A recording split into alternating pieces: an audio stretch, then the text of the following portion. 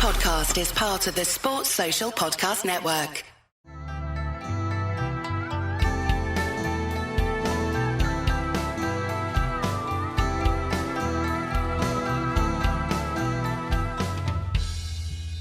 Hello, I'm your host, Les Bubka. Welcome to Anxious Black Belt, a podcast that focuses on karate, mental health, and everything in between. If you enjoy our content and would like to support us, best way to do that is to listen to another episode, share it with your friends, and leave us a review.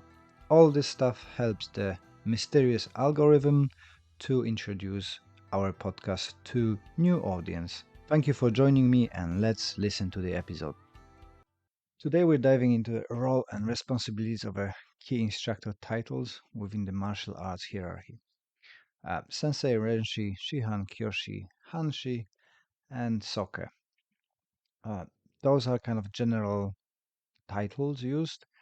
Different schools have a different approaches. I'm gonna give you a little bit of a different titles on the end from Kyokushin with a less kind of description, but those one are in general titles used across the Japanese karate. So I'm gonna stick to these ones and do a brief description and a translation and what the responsibilities are for each grade, as well for different schools.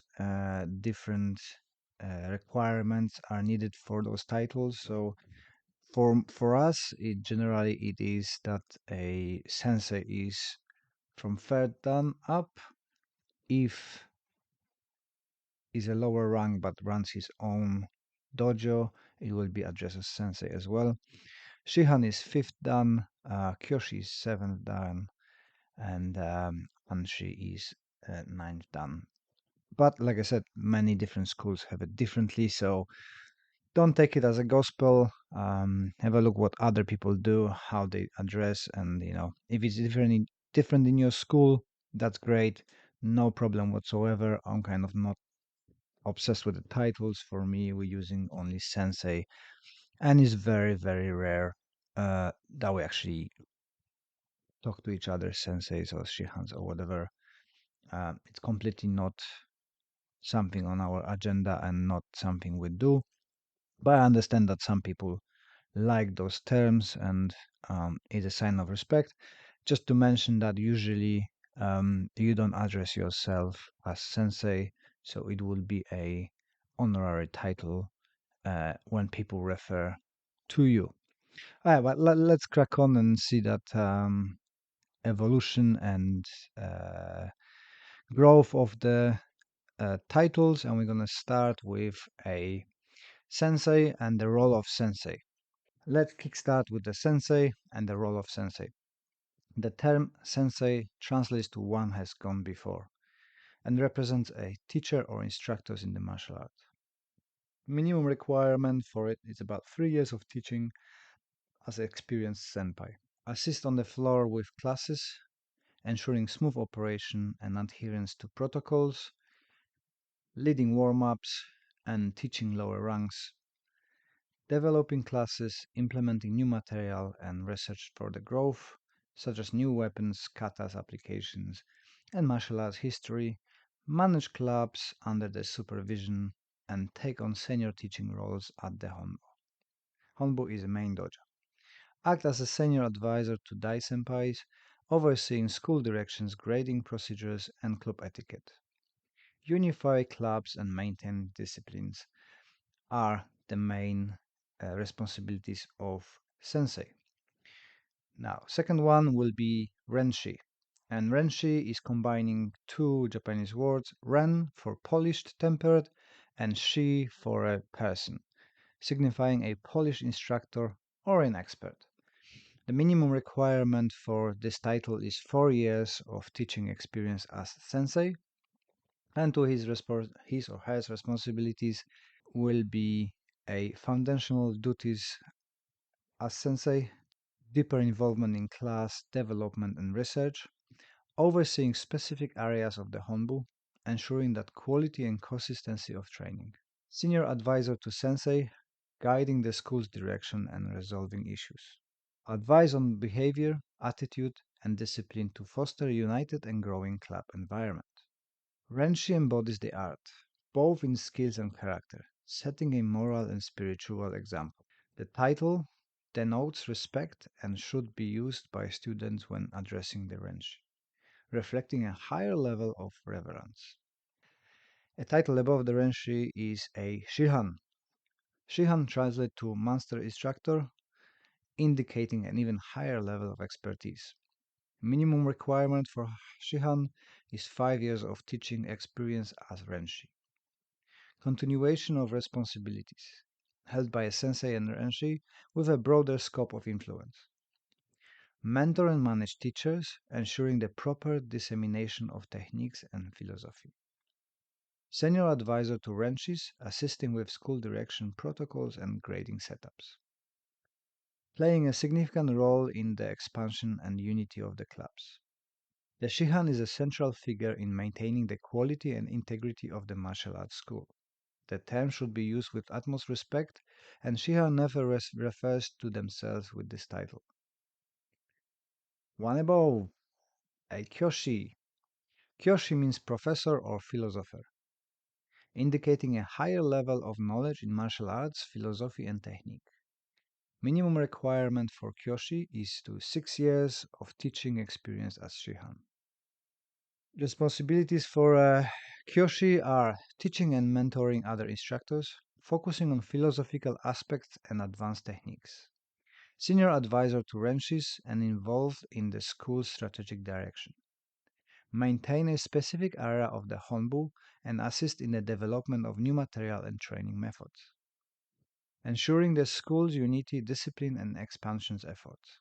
Kyoshi upholds and teaches the philosophical traditions of martial arts. This title demands significant respect and, like the other titles, should never be self-applied. And we got now to Hanshi. Hanshi signifies a higher level of mastery and contribution to the martial arts. Minimum requirement 7 years of teaching experience as Kyoshi. Responsibilities.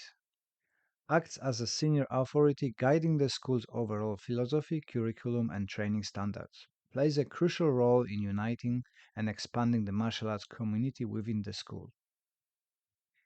One above that is a Soke. Soke means head family house, indicating the ultimate authority within the martial style. Minimum requirements 8 years of teaching experience as Hanshi. The Soke is the headmaster responsible for the final decision on promotions, curriculum, and the school's doctrine. Has the authority to issue Menkyo Kaiden certificates, denoting mastery of all aspects of the style. Guiding the school's direction, ensuring the preservation and evolution of the martial art. We've got a few other titles here, which I'm going to briefly mention. So it's Kaicho, president of organization. Kancho, the head of a school. Meijin, wise man. Soshi, head teacher or master teacher. Soshu, master of an art. Taiso, the great master.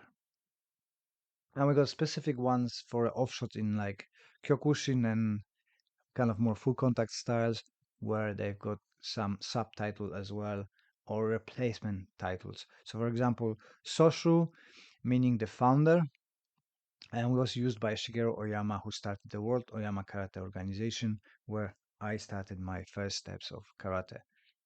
In the same one, it was a Shoseki Shihan, this meaning the top of the Shihan, and it's very similar to Saiko Shihan. Saiko Shihan, meaning something like highest of Shihan, and was the title again given to Shigeru Oyama while he was still within the International Kyokushin Organization. And you have a Saiko Kamon, meaning the highest advisor. This title is used in other branches of Kyokushin, Kyokushin Kan, and Kyokushin Eikyo 1. There's too many of those Kyokushin stuff, and means the highest advisor. And we have Sosai, that means president, and this was adopted by Mas Oyama when he took control over the administrative position in Kyokushin organization. So that's kind of outlay of the grades, and the hierarchical titles within martial arts are more than just the labels. They represent a journey of growth, responsibility, and respect.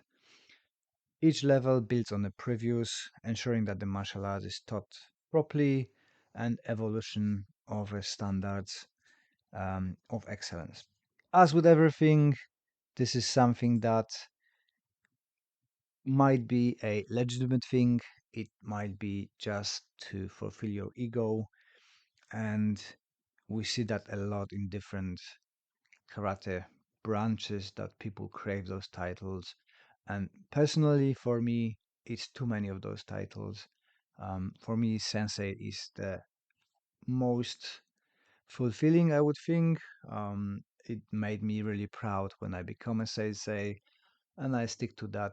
According to grades, I can use the other titles, but I never go that way. I don't use them, but I see a lot of people paying a lot of attention to those. They crave them, and it's kind of a